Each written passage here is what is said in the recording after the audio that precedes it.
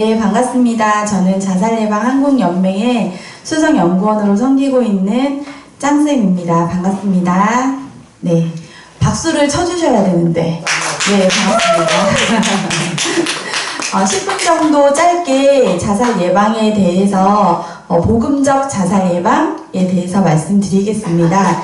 여러분 혹시 죽음 하면 어떤 게 생각나나요? 죽음. 네? 죽음하면 생각나시는 거. 천국지옥. 천국지옥. 또요? 자살. 또? 네. 중고등학교에 가서 강의를 하면 죽음하면 대부분 생각나는 게 두려움, 어두움, 고통 이렇게 얘기를 합니다.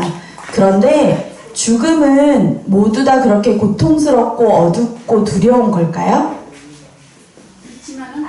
그렇지만은 않아요. 네. 우리가 건강한 삶을 말할 때 웰빙이라고 하죠. 네. 그런데 반면에 건강한 죽음을 말할 때는 웰다잉이라고 합니다. 우리가 알고 있는 최고 웰다잉의 웰다잉 하신 분이 누구실까요? 최고 웰다잉 하신 분. 맞습니다. 네, 예수님이시죠. 죽음은 두려움에 앞서서 우리를 영원한 길로 인도하는 도구가 되기도 하는데요. 그런데 저희 나라는 OECD 국가 중에 수년간 자살률 1위를 달리고 있었어요. 왜 그럴까요? 그리고 행복을 척도하는 지수도 우리나라가 현저하게 낮아요. 그런데 최근에 우리나라가 OECD 국가 중에 자살률 2위가 됐어요. 왜 그럴까요? 자살을 예방을 잘해서요? 네, 안타깝게도 그게 아니라 동유럽에 있는 리투아니아라는 나라가 OECD 국가에 가입하면서 자살률이 2위가 됐습니다. 왜냐하면 우리나라보다 자살률이 더 높은 나라거든요. 그 말은 뭐냐면 수많은 사람들이 우리가 지금 이렇게 찬양을 하고 예배를 드리지만 불행하고 불안하고 어둠 속에서 죽어간다는 거예요. 그리고 우리의 미래인 청소년들의 사망 원인 1위가 뭘까요? 자살. 네, 자살입니다. 이렇게 청소년 아이들이 스스로 목숨을 끊는 일이 많아지고 있다는 거예요. 그러면 여러분들이랑 우리 구약 성경으로 한번 돌아가서요. 하나님은 자살을 뭐라고 할까요? 거꾸로 살자. 출애굽기 20장 3절에 보면요. 하나님께서 살인하지 마라 그랬어요. 자살은 스스로를 죽이는 건 살인이라고 하고요. 나 스스로 죽이는 걸 자살이라고 합니다. 그러면 하나님께서 말씀하신 중에 하나라는 거죠. 그 많은 것 중에. 그런데 구약 성경으로 가면요. 자살한 사람의 얘기를 조금 들려드릴 텐데요. 사울과 다윗 아시죠? 네. 사울 왕은 베냐민 지파 중에서도 되게 가난한 집에서 태어났잖아요. 그런데 사무엘 선지자를 만나서 기름 부음 받고 왕이 됐어요. 왕은 뭐냐면 지구상의 모든 권세를 가진 사람인 거죠. 그렇게 힘이 있는데도 불구하고 사울은 왕이 됐음에도 불구하고 왜 자살을 선택했을까요? 그건 다윗을 만나서 사람들이 그래요. 하나님의 영에 감동된 다윗이 골리앗을 넘어뜨리자 그 지역에 있는 수많은 여인들이 얘기해요. 사울이 죽인 사람은 천천히요, 다윗이 죽인 사람은 만만이다 그렇게 얘기했어요. 그 얘기를 들은 사울은 생각해요. 헐, 대박. 내가 모든 인기를 다 차지해야 되는데 이 인기를 다윗이 뺏어갔구나. 그게 뭐죠? 상처입니다. 상처를 받은 사울은 다윗을 죽이기로 결심해요. 그런데 더 웃긴 건요. 그 전에 사무엘상에 보면 그 다윗에게 악신이 들어갔다고 돼 있어요. 그 말은 뭐냐면 자살은 스스로 하는 건 아닌 것 같아요. 악신이 들어갔을 때 본인의 의지와 상관없이 죽음을 선택한다는 거죠. 그 말은 뭐냐면 하나님은 우리가 말하는 죄는 하나님 하나님을 모르는 게 죄잖아요. 요한복음 16장 9절에 하나님을 모르는 게 죄다 그랬거든요. 하나님을 모르는 사람은 끝없는 비교와 비교의식에 죽어간다는 거죠. 여러분들 이거 보시면 길까요? 짧을까요? 이 종이의 길이가 길어요? 짧아요? 할 수가 없어요. 왜냐면 자 그러면 이 종이의 길이가 짧을까요? 길까요? 짧아요. 어떻게 하셨어요? 맞아요. 비교했기 때문입니다. 원래 비교 대상이 없을 때는 짧은지 긴지 알 수 없어요.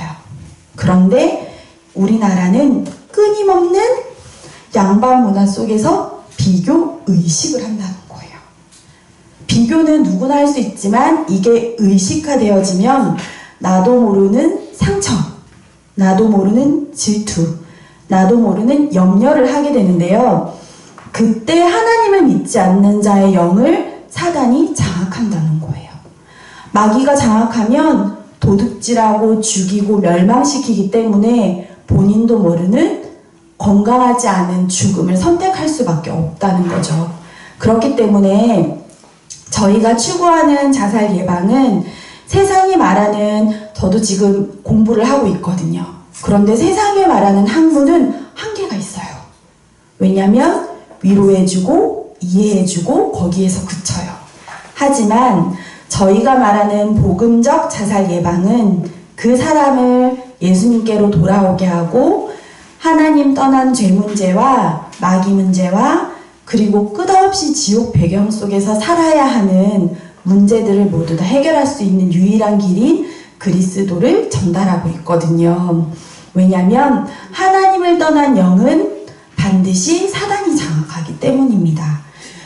저희가 현장에서 만난 청소년 아이들 중에 자살에 실패한 애들을 만나요. 자살에 실패했다는 건 자살에 시도했지만 이 말이 되게 안 좋은 말이지만 자살 성공자라고 얘기를 하거든요. 자살에 실패한 아이들을 만나요. 그 아이들이 하는 말이에요. 선생님, 저는 정말 괴롭고 힘들고 너무 두려워서 자살을 선택했지만 본인이 죽어야 되겠다라고 생각을 했을 때 자기도 모르게 아파트 밖을 내다보니까 초원이 펼쳐져 있더래요. 그 말은 저기로 뛰어내리면 편해질 것 같다라는 생각이 들었다고 해요. 저기로 뛰어내리면 내가 지금 가진 고민이 다 해결될 거야 라고 생각한다는 거죠. 그런데 자살을 시도하시는 분들은 죽기 위해서 자살 시도한 사람은 한 명도 없어요. 왜냐하면 하나님이 죽음은 모든 사람이 두려워한다고 했거든요. 그래서 이분들은, 이 청소년들은 문제를 해결하는 방법을 몰라서 자살이라는 안타까운 것을 선택하는 것 같습니다. 그렇기 때문에 저희가 그 아이한테 얘기를 해줘요.